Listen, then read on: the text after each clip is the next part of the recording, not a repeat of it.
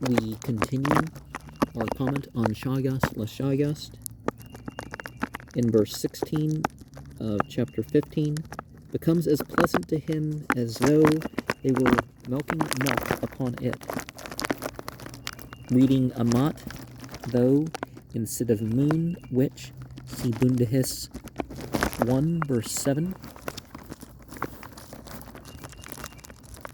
His body also will not be always living upon it at every place and time, meaning that the earth must be tilled in order to support its inhabitants, but there is some doubt as to the exact wording of the translation. And her happiness arises. Spendermod is a female archangel, or at least talked about in those terms. These beings are beyond gender. Perhaps, however, the earth is meant here as it is said to be most pleased by the existence of fire temples, dwellings of righteous people, cultivation, stables, and pastures, while the material world is also spoken of in male and female terms. And by the material world, I mean the sun and the sky and the stars and all that stuff too. See Vendadad 3, verse 1 to 20. Who consume and steal water and vegetation. Reading moon, who, instead of amat, when, and dugend, they steal instead of dugd, perhaps for dugat, thievish, and supposing the bird to be vak duned, takes, seizes, and not va duned, makes acts. If the reverse be assumed, the translation would be thus: should act for their happiness when they consume water and vegetation, he should not act thievishly and oppressively. The dead matter, nasa'i, for the meaning of hikar and nasa'i, see note on chapter 2, verse 30.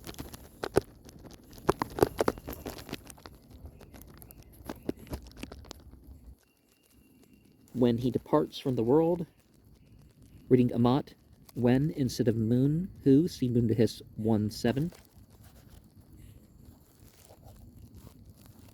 Completed in peace, pleasure, and joy. This is the most usual concluding phrase of short Pahlavi texts and indicates that this account of the best mode of propitiation of the archangels is to be considered as a separate text. It is followed in M6 by the paragraph which constitutes the next two chapters.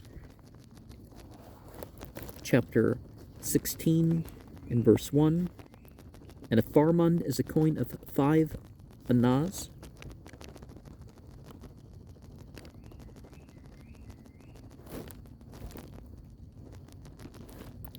Reading 3 Numa'i 5 anak, but this is uncertain, and if correct, must have been written in India, as the anna is the Indian coin worth nearly 3 halfpence. The coin of 5 annas was probably a dirham, as the dirham being about 50 grains of silver. See the note on Gugan in chapter 1 and 2. Chapter 1, verse 2. And the rupee having formerly been less than 180 grains in Gujarat, the former would be nearly 5/16 of the latter, that is 5 annas. It may therefore be assumed that the amount of the farman is here taken at 3 dirhams, as in chapter 11, verse 2, but in 5 it appears to be 3.5 dirhams, and in chapter 1, 2, as much as 16 dirhams. Finger breaths from the ground, it is the root of a gerept. See chapter 2, verse 69, and remember in the Grimorium Verum, the demon name that is similar to that. Punishment for an a gerept should be 53 dirhams, gugan. Verse 5 says 16 steers, which if equivalent to these 53 dirhams would imply 3 and 5/16 dirham to the steer, instead of 4, as is usually stated. See chapter 1, 2. The amounts mentioned in chapter 1, 2, and 11.2 are very different. Should it be 73 dirhams? 5 says 25 steers, which at 3 and 5/16 dirhams to the steer, as in the case of Gerept, would be very neatly 83 dirhams, which is probably the number we ought to read in the text, and also possibly in chapter 11, verse 2. Made by him to be 1/5 of a span. Deist. The deist is a span of 10 finger breadths, about 7.5 inches, between the thumb and middle fingers. See Bundahis 26.3. I write the degrees of sin, a Srosho Karanam. See chapter 4, 14's note. Compare the amount here mentioned with that of the Farman in verse 1. The Srosho Karanam, which is here made equal to the Farman, appears to amount to 3.5 dirhams, which agrees very nearly with the statement in chapter 10, verse 24, but differs from that in chapter 11.2. And a Tanapuhar is 300. For similar scales of degrees, as in verse 5 there, see chapter 1, 2, 11, 2. Sroshokar Nam, Farman, Agerept, Avo Irist, Aradus, Kor, Bazai, Yat, Tanapuhar. Consecrating a sacred cake, grown. See chapter 3:32. The Persian Revayats explain that this is when the proper ritual is merely recited, without using the sacred twigs or other ceremonial apparatus. When the twigs are used, the merit is 10 times as great. A good work of 1 Tanapuhar that is sufficient to counterbalance a Tanapuhar sin. See chapter 1, verse 1 and 2.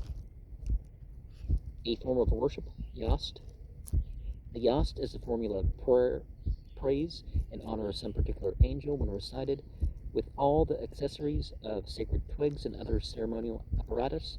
The merit is 10 times as great as mentioned in the text. A Visparad. The Visparad service includes the yasna, and when performed with the use of the sacred twigs, holy water, and other ceremonial apparatus, the merit is 10 times as great as here stated. Some authorities say that it is 100 times as great. 1,000 Tanapuhars, a dough homast. This kind of homast is not mentioned in Dastur Jamast's explanation of this species of religious service. See Bachanyast 259. It occurs, however, in the Nyangbistan as a distinct kind, though called merely homast in the Persian Rabayats.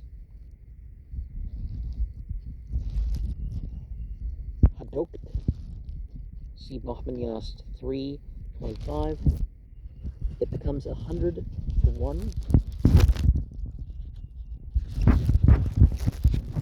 The merits of other prayers and ceremonies are detailed in the Persian Rabayats, thus that of the ordinary recital of a Vendadad, which includes both Yasna and Visparad, is 60,000 Tanapuhars, and when with sacred twigs and holy water it is 100,000.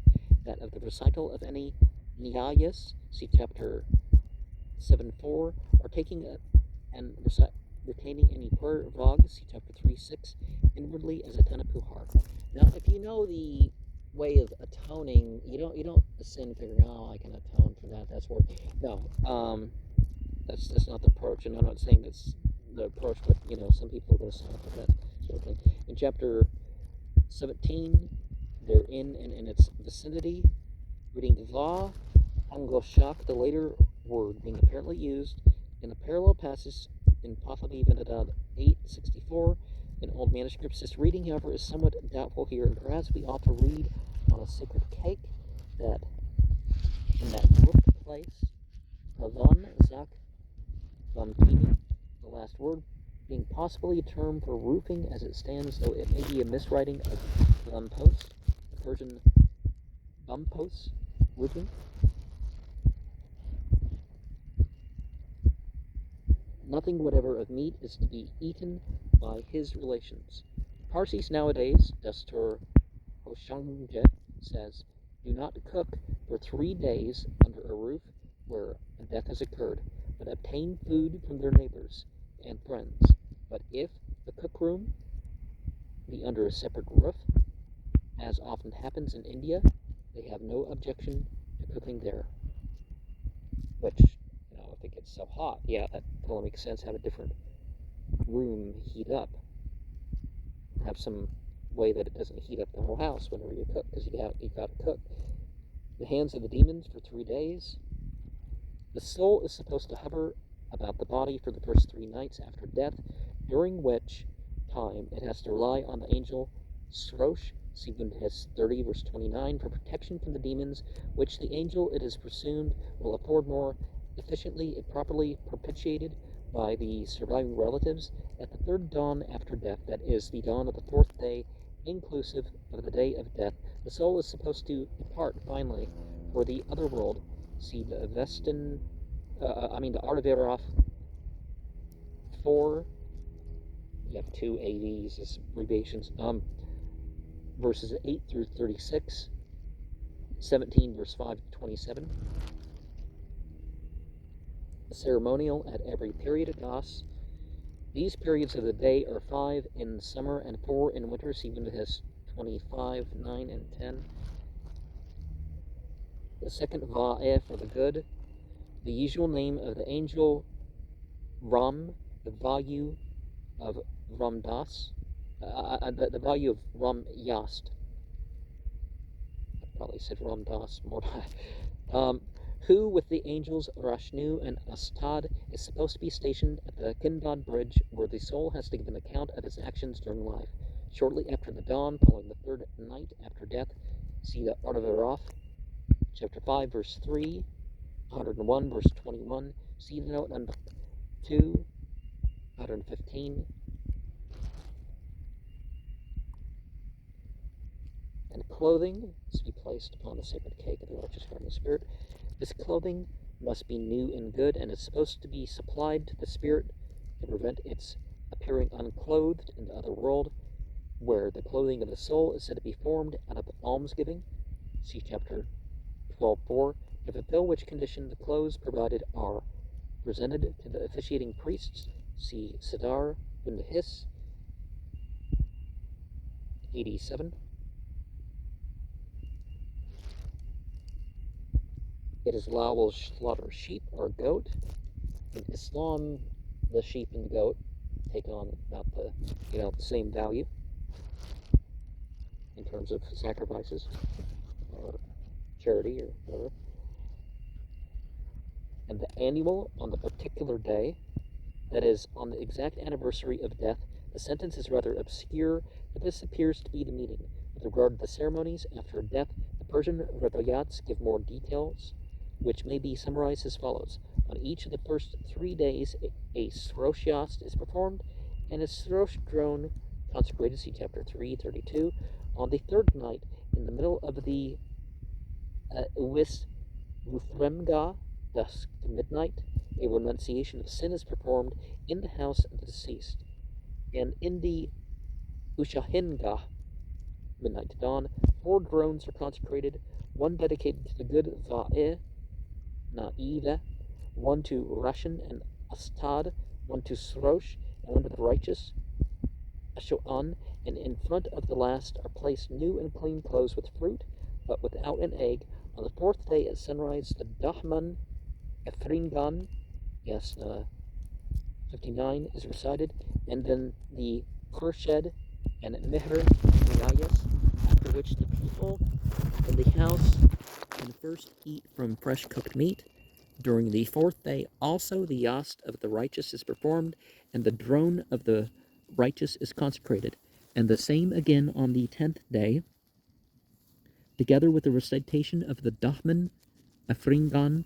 On the 13th day, The Siroza, praise of the 30 days, is to be celebrated with the dedication of the 30 days, 33 beans, levak, and 33 eggs with fruit being placed in front of the drone, which is consecrated in the presence of fire, and afterwards the assistant priest consecrates a drone for Srosh. The next day the chief priest consecrates a drone for the righteous, a suit of clothes, and fruit being placed in front of the drone, and each day a yast of the righteous is performed, a drone of the righteous is consecrated, and an Ephringan recited on the same day every month. The same yast, drone, and Ephringan are celebrated. A priest also undergoes the Berashnum for the deceased. A Geti Karid, Sibuntes 30, verse 28, is performed, and 3 Vendadads dedicated to Srosh. On each day at the end of a year, the Siroza Yast is performed, and a drone dedicated to 30 days is consecrated.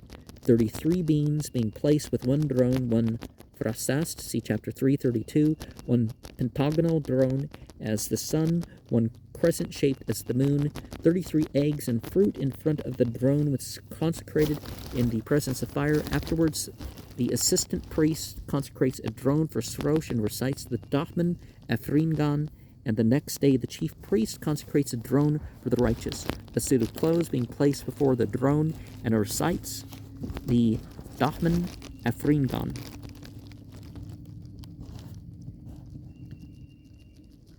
Of none of the three do they restore the dead, that is, there is no resurrection for them.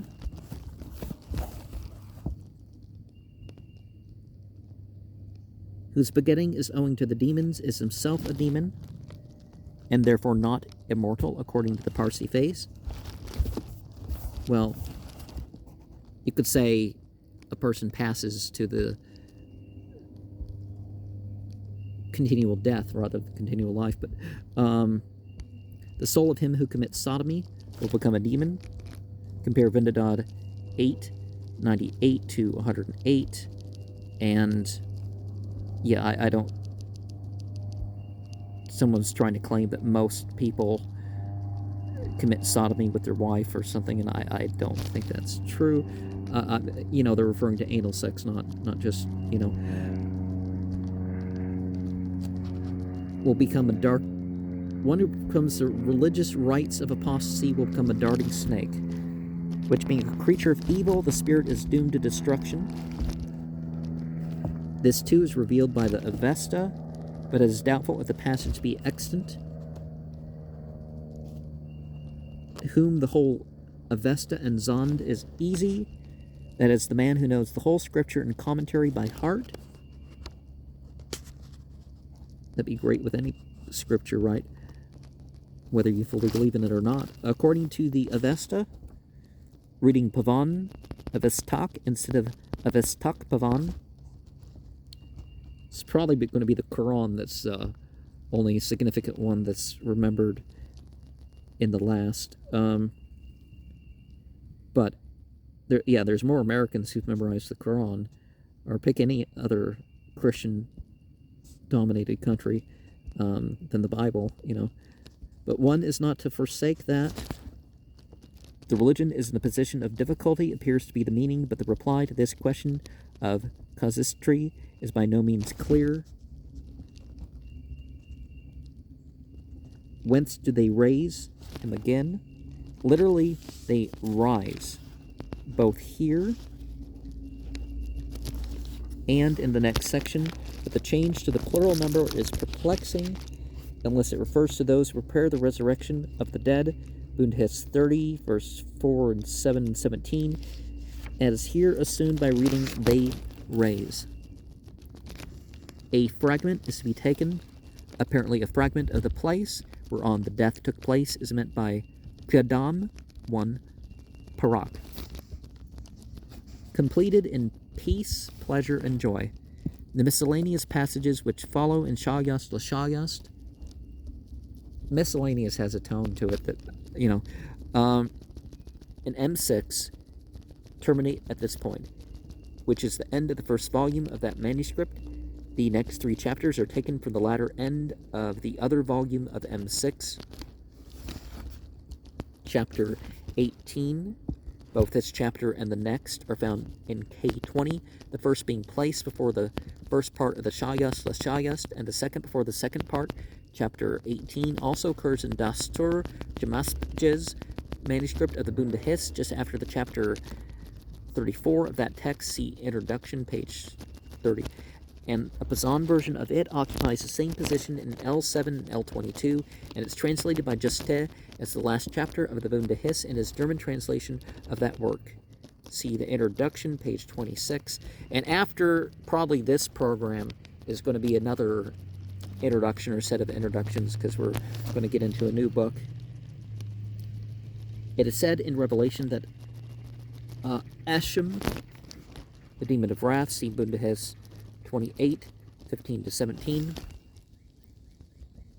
into the presence of Aharman, see Bunda Hiss 1-3, Hashem as the chief agent of the evil spirit,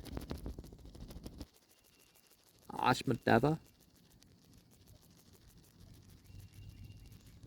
in his machinations against mankind, and Gramenu, rushes into his master's presence in hell to complain of the difficulties he encounters. So it's Ingra, Ma'eneu, and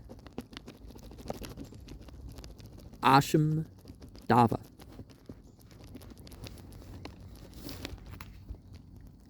The season festival, Gasanbar, see Bunda Hiss 25, 1, 3, 6 to 6. Gahanbars, or season festivals, are held respectively on the 45th, 105th, 180th, 210th, 290th, and 365th days of the Parsi year. An explanation of the cause of the inequality of these intervals has been proposed by Mr. Khurshedji Ustamje Kama, which is well worthy of attention. Well, 72 times 5 leaves you with 5 extra days, or 6, and appears to have been first published in 1867 in numbers 7 and 8 of his Zartoste Apias. His view is that the medieval Zoroastrians, beginning their year at the vernal equinox, Bunda Hiss 25, verse 6, 13, and 21, recognized originally only 2 seasons, a summer of 7 months and a winter of 5. See Bunda Hiss 25, 7. And they held a festival not only at the end of each season, that is, on the 210th and 365th days of the year, but also in the middle of each season, that is, on the 105th and 290th days of their year. That these two latter were mid-season festivals is proven by their Avesta names, Ma'idyo Shema and Ma'idya Irya, beginning with the word Ma'idya, middle. Later on, the Zoroastrians divided their year into 4 equal seasons, spring, summer, autumn, and winter, Bunda Hiss 25, 20, and without interfering with their old festivals, they would no doubt have wished to celebrate the end and middle of their new seasons. The ends of these 4 seasons occur on the 90th, 180th, 270th, and 365th days of the year, and their midpoints are the 45th, 135th, 225th, and 320th days, but the Zoroastrians already held a festival on the 365th day and celebrated midsummer and midwinter, the 135th and 320th days of their new calendar, on the 105th and 290th days of their year, and they would consider the 90th, 225th, and 270th days too close to their old festivals of 105th, 210th, and 290th days to allow of their former being held as new festivals, so that they would have only the mid-spring festival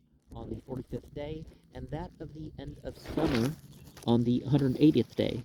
To add to their old festivals, it may be objected that the end of summer was already celebrated on the 210th day, and that for this season it is more probable that the festivals were intended to celebrate the beginnings and midpoints of the seasons rather than their ends and midpoints. According to this view, the 6 season festivals were intended respectively to celebrate mid-spring, midsummer, the beginning of autumn, the beginning of winter, midwinter, and the beginning of spring, that they were also intended to commemorate respectively the creations of the sky, water, earth, vegetation, animals, and man, is a belief of latter times derived probably from a foreign source,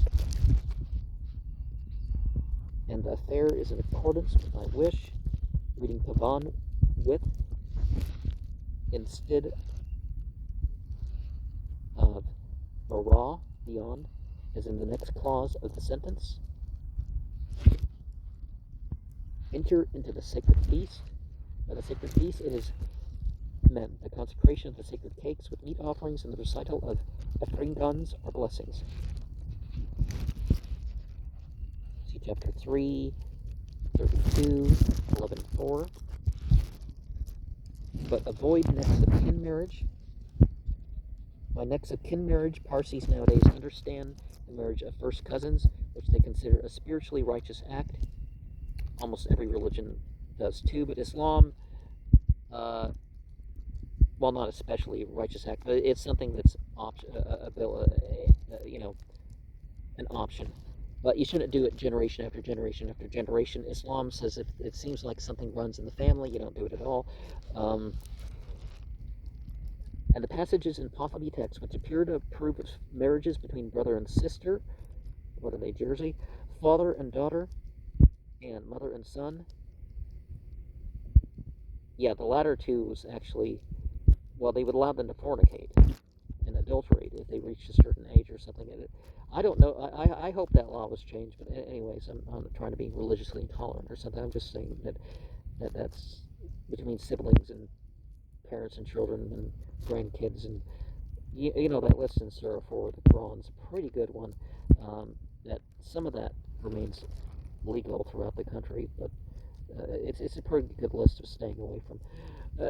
They explain as referring to the practices of heretics. See Dastur Peshotan's English translation of the Dean card, page 96.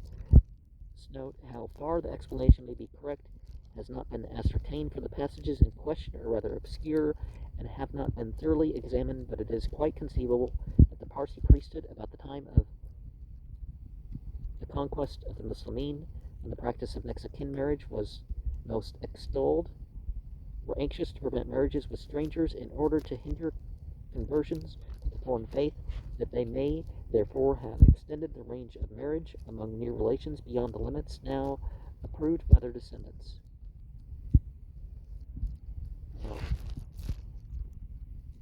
Well, it appears it goes way back to the Achaemenids, when the one king asks the question, you don't see anything in the scripture doing this, in the next generation or two, it ends up being written in. So that's the question there.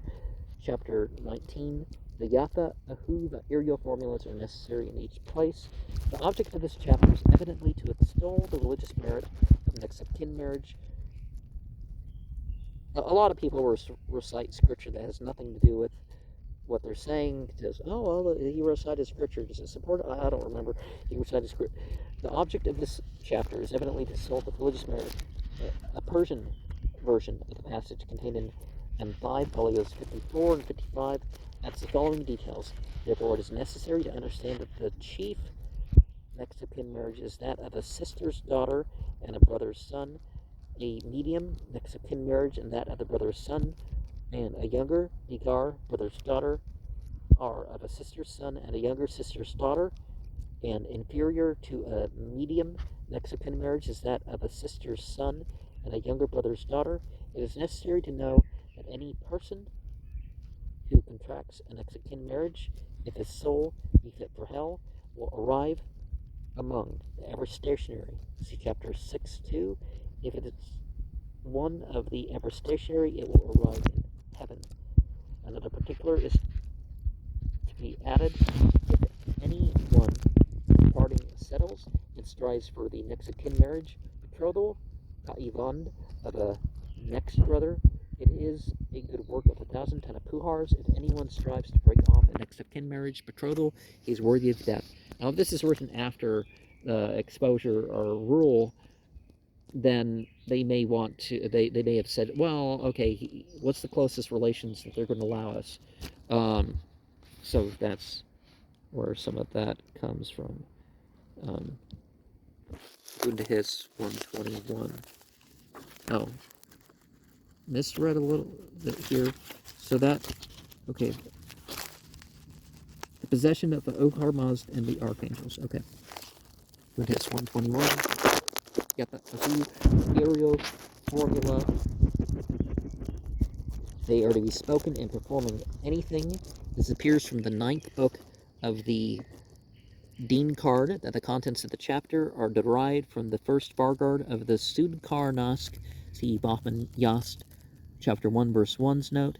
The account given by the Dean card contains fewer details, but so far as it goes, it is in accordance with our text, except that it seems to transfer the object of verse 10 to verse 12 and removes the objects of 12 and 13 one step onwards. It also adds going on a bridge to verse 2. The Persian Raviyats of Bahman Pongya gives further details, as will be mentioned in the notes below. May proceed more promptly.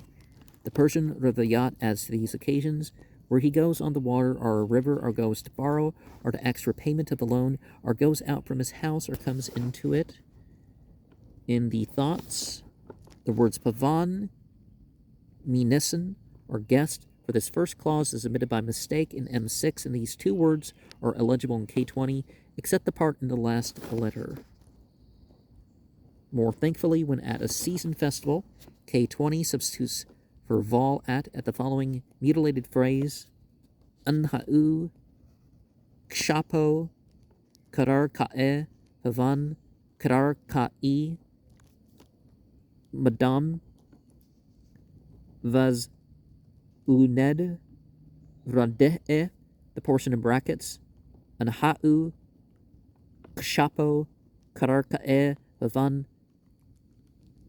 Kadar Ka'e, being evidently a fragment from the Hadokt Srosh, Yast 5, with the Pahlavi translation, a passage which treats of the efficacy of reciting a Yata Ahu Va'iryo if this fragment be not merely a marginal gloss, which has crept into the text by mistake. We must translate the whole section as follows: four are for the more thankful coming out of the liberality of a season festival, when the passage on that day nor on that night comes there anything whatever on any one goes on. The Dean card has merely for by him who is at the invocation of chiefs of creation and the celebration of a season festival. The Persian Rivayats omit the section altogether. Thoughts, the season festival. The tribe ruler. This person is omitted in both M6 and K20, but he is wanted to make up the 5. The section is omitted by the Persian Rivayats. Okay, so who are these 5? The house ruler, the village ruler, the tribal ruler, the province ruler, and the supreme Zarathustra. So the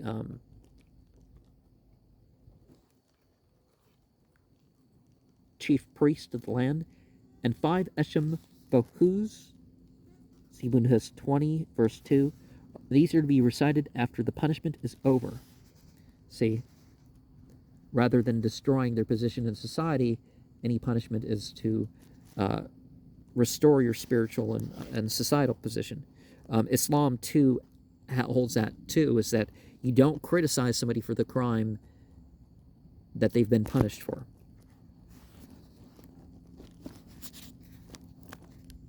May come more forward, or may arrive earlier. There being 7 archangels is suggested. The number 7, the section, and the next are omitted by the Persian Rivayats. He will make the mischief of the noxious creatures less. The Persian Rivayats, and they add general cultivation, planting trees, and cohabitation with one's wife. Like, if you're punished for fornication, it doesn't mean that, you should stay away from the lawful. You should pursue the lawful even more so that it may be procreative. Instead of 10 and 11, the Persian Rivayats have buying quadrupeds and driving pegs into the ground for picketing them. Lesson and be friendly. The Persian Rivayats substitute conference with a maiden, seeking a wife, giving one's children in marriage, and obtaining anything from another. May bless him and be friendly. The Persian Rivayats add going up hills, mounting anything lofty, going on a bridge, and losing one's way. The spirit of that water may bless him. The Persian Revi'at substitute going to and entering a city or town. They also had 21 recitations on setting out on a journey, so that the angel Bahram may grant a safe arrival.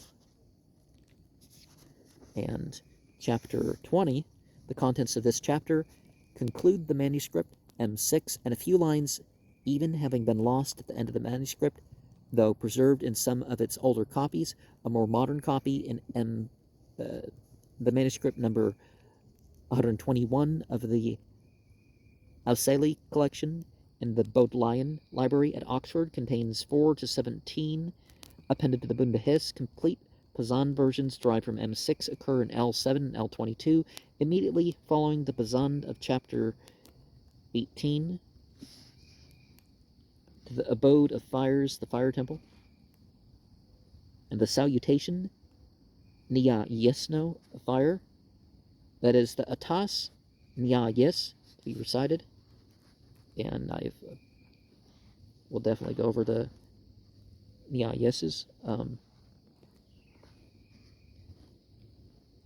The demon of corruption, Nasus, see chapter 2, verse 1,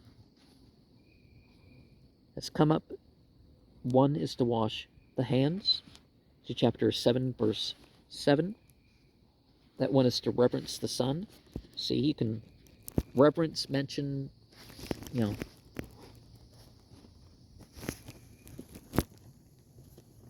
See chapter 7, verse 1 to 6. And to the abode of fires, the fire temple, and carry home the good. Assuming the word sapiri, the good, has been omitted by mistake, the sentence appears to be unintelligible without it. Bakht Afrid, see Bachmaniast 1:7. That every Gatha, Gasan, the word Gasan being plural, Gatha must be taken in its collective sense as an assemblage of hymns.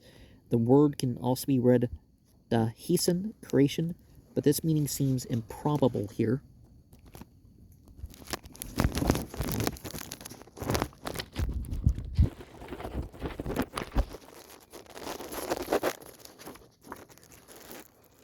Hold on 1 second.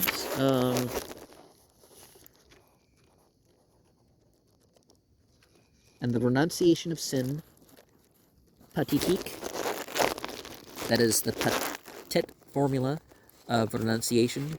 See chapter 4, verse 14.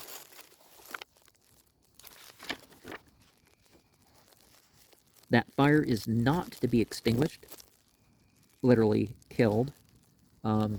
Now, the way of saying stuff in some cultures, he killed the fire, he killed the statue, he killed the...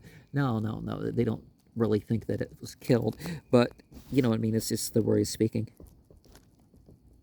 Everything will lapse except righteousness. M6 ends at this point, the next folio being lost.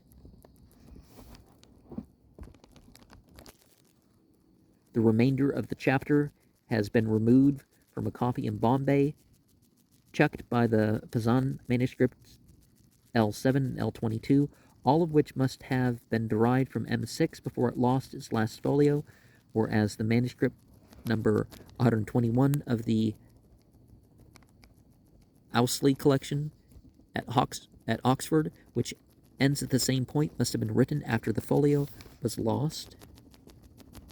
Fredun wished, see Bundahis 31:7, to slay Az'e Dahak, see Bundahis 29, verse 9, 31, verse 6, Bachmanias 3, verse 55 to 61. Chapter 21. The contents of this chapter regarding the lengths of midday and afternoon shadows immediately follow a tale of Goste Friano, which is appended to the book of Arda Biraf's journey to the other world, both in M6 and K20. As will be seen from the notes, these details about shadows were probably compiled at Yazd in Persia, as they are suitable only for that latitude. should the sun come into Cancer, reading a yod, a very rare form, or it may be intended for Haman should it be, but it is written in both manuscripts exactly like the two ciphers for the numeral 5. Mullah Firuz in his Avigah Din, page 279, takes 5 Kaduk Pa'i as implying that the shadow is under the sole of the foot, or the sun overhead. But neither this reading nor the more literal 1/5 of a foot can be reconciled with the other measures, though if we take 5 as standing for Pangak, the 5 toes or sole, we might translate as follows. When the sun is at Cancer, the shadow of the sole of 1 foot of the man. At Libra, it is 4 feet and a half. K20 has 3 by mistake. At the 15th of Libra, it is 5 feet and a half. M6 omits and a half by mistake. At the 15th of Scorpio, it is 7 feet and a half. K20 has 6 by mistake. At the 15th of Capricornus, it is 9 feet and a half. Both manuscripts omit 1 cipher and have only 6, but the shadow must be the same here as at the 15th of Sagittarius.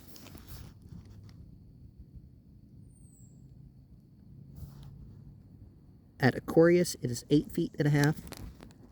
Both manuscripts have 7, which is clearly wrong. The 15th of Gemini, it is 1 foot. It's obvious that the length of a man's shadow depends upon the height of the sun. Each of these observations of his noonday shadow determines the altitude of the sun at noon, and is therefore a rude observation for finding the latitude of the place, provided we know the ratio of a man's foot to his stature. According to the Bundahis 26:3, a man's stature is 8 spans, the tast, and according to the Thark Ok, page 41, the tast is 12 finger breadths, and a foot is 14. See Bundahis 26, verse 3, so that a man's stature of 8 spans is equivalent to 6 6/7 feet, assuming this to have been the ratio adopted by the observer, supposing the obliquity of the ecliptic to have been 23 degrees, 35 minutes,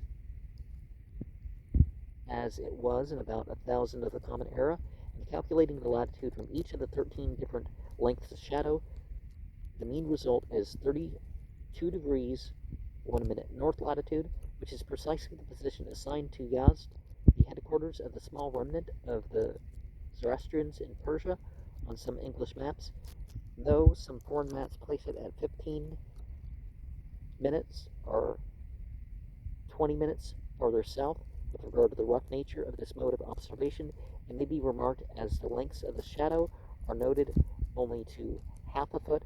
There is a possible error of a quarter foot in any of them. This would produce a possible error of 2 degrees 4 minutes in the midsummer observation of latitude, and of 39 minutes in the midwinter one, or a mean possible error of 1 degree 22 minutes in any of the observations, so that the possible error in the mean of 13 observations is probably not more than 6 minutes, and the probable error is even less, provided the data have been assumed correctly. Archaeoastronomy is one of the things that I definitely consider, because it, tells when things were, it tells certain things that are being pointed at by certain details of a building or carving or whatever.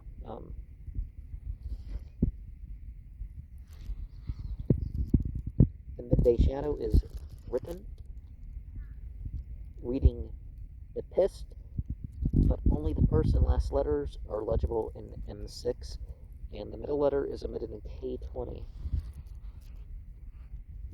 I write the indication of the U Zarin, afternoon, See Bundahis 25:9. When the sun comes into the head of Cancer, the word Sar, head, usually means the end, but it must be here taken as the beginning. Perhaps the zodiacal signs are supposed to come at foremost. And when shadow becomes 6 feet in 2 parts,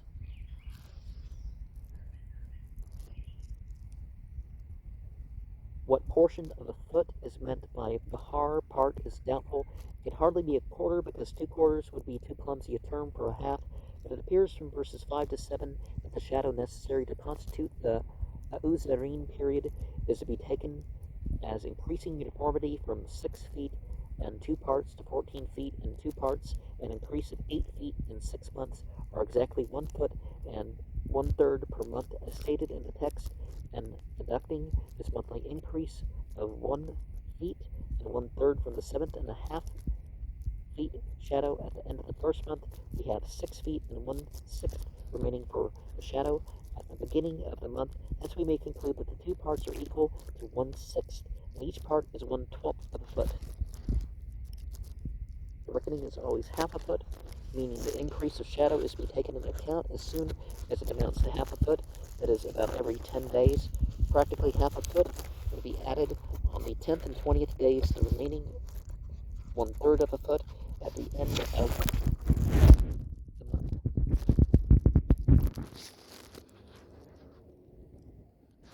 The shadow is 7 feet and a half.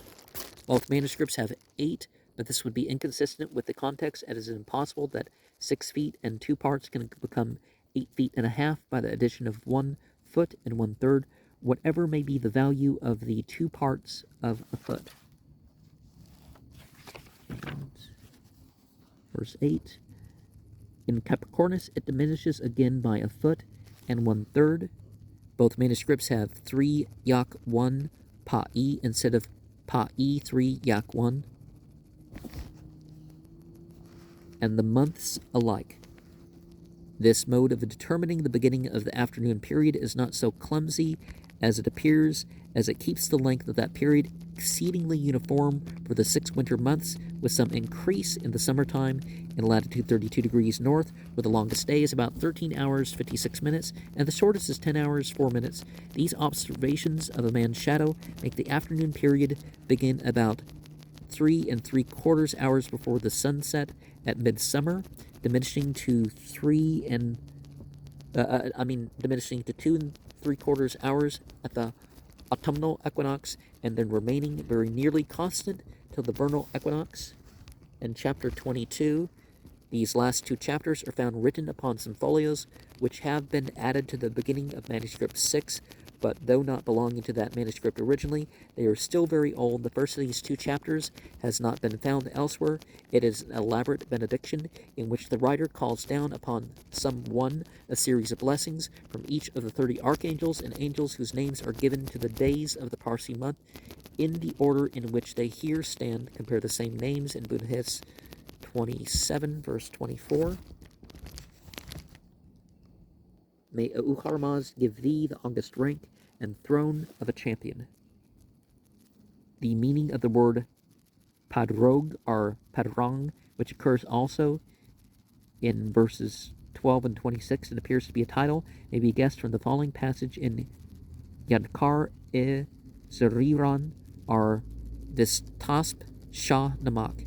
Pavan har razm va padrazm e lak pirog va ve padrog sem yaituni e.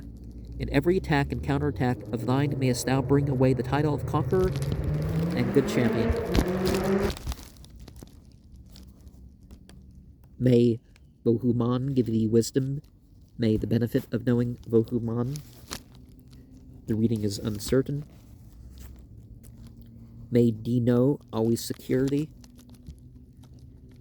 This verb is doubtful here, and in verse 23 it is netrunad, may she guard, but in 15 it is ketrunad, may she remain.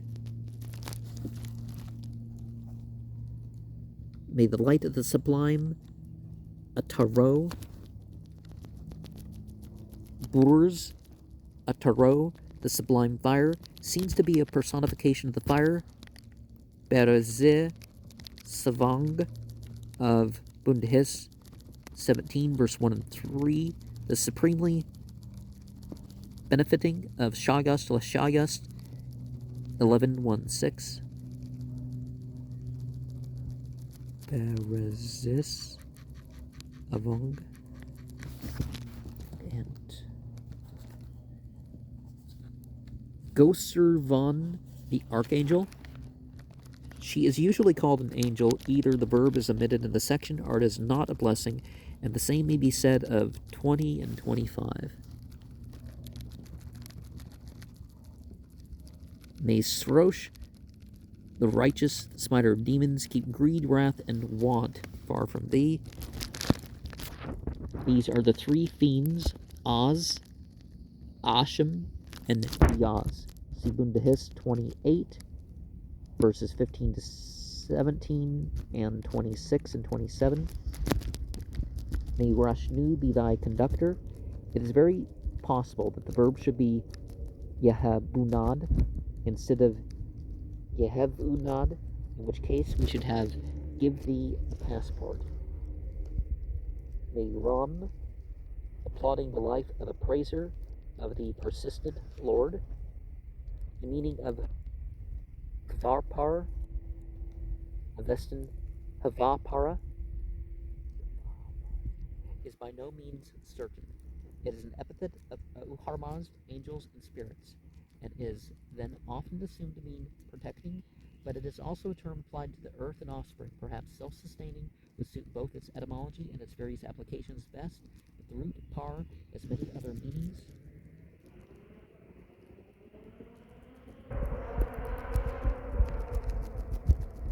Living 300 years, that is 2 great cycles.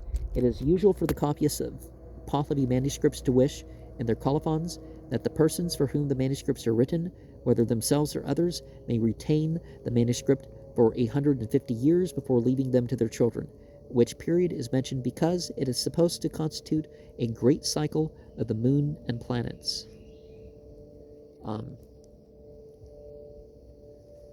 If anybody knows what that means in objective terms, let me know. May Vod bring thee peace, written Drood instead of Drood and Drood. Okay, yeah, instead of Vod. May Drood bring thee peace. The horses of God, Yazdan, so thee worship worthy. Both nouns are in the plural and both verbs in the singular. Aniran is a personification of the Avestan, Anankra, Ra'oka'u. The beginningless lights are the fixed stars, which however are said to have been created by Oharmazd in Bundahist chapter 2, verse 1, and these stars appear to have been considered as horses of the angels, see Bundahist 6, 3. Shayast La Shayast, chapter 6, verse 1. There are several uncertain phrases in verses 30 to 32, and our next note is in 32, homage to Sreet, the teacher.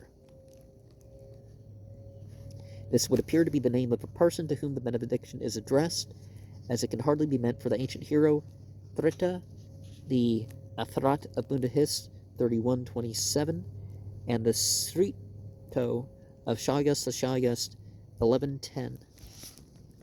Well, things get mixed up perhaps. Chapter 23, verse 0, in the name of God, and the good creation be health. The 2 versions of this chapter detailing the qualities of the 30 angels and archangels are extant, one in M6, which has lost 3 to 5, and the other in a very old manuscript in the library of the high priest of the Parsis in Bombay. This latter, being complete, is here taken as the text, while the variation of M6, which occurs in nearly every epithet, are given in the notes. Which version is the oldest can hardly be ascertained with certainty from the state of the manuscript M6 amidst this opening benediction. Bohuman is more embellished. M6 has more nimble. Ardavahist is more brilliant. M6 has more discriminative. Shatvairo is more exalted. M6 has more active. Spender Mod is more fruitful. M6 has more complete. Horvadad is moister. M6 has fatter. Emerodad is fatter. M6 has more fruitful.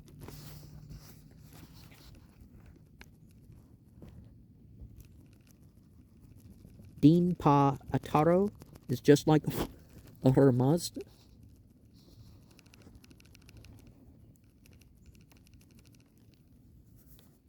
M6 has Dino is more desirous.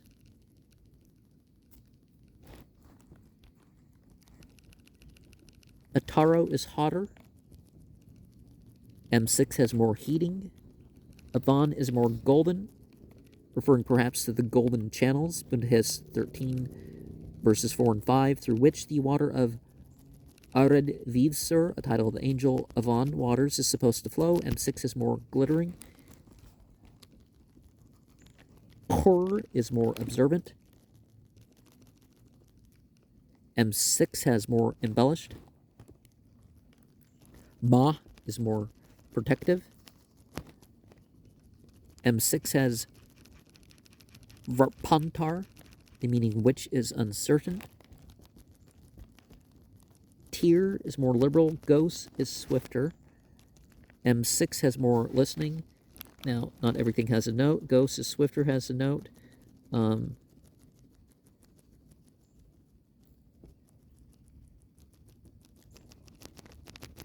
Uharmas is more greater. So,